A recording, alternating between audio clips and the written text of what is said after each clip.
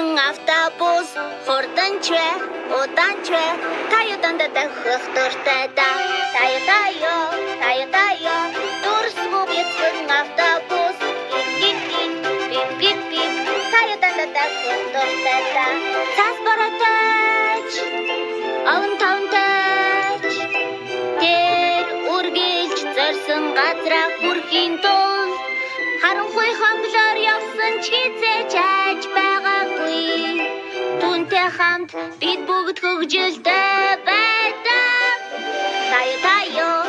Таю нөхөрсөг бяцхан автобус хурданч вэ удаанч вэ таю дандаа дахих дуртай да таю дурсгүй бяцхан автобус пип таю дандаа дахих дуртай да найзууд бид бүгд хамтдаа байхдаа хөгжилдөө